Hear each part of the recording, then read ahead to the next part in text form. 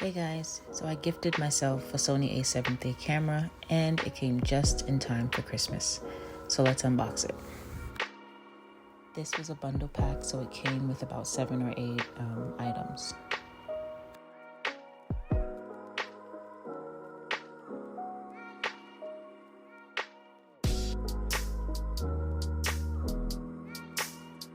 So first we have a memory card and a memory card holder. This holds about 12 memory cards.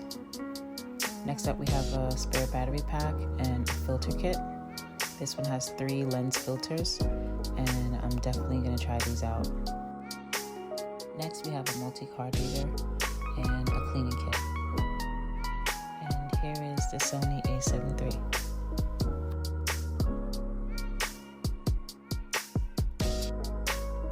This camera comes with a 28 to 70 millimeter lens. And this will actually be perfect for my self-portraits that I want to do.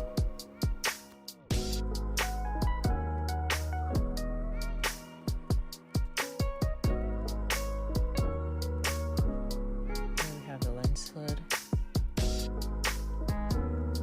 Follow, like, and subscribe, and stay tuned for more. Okay, bye.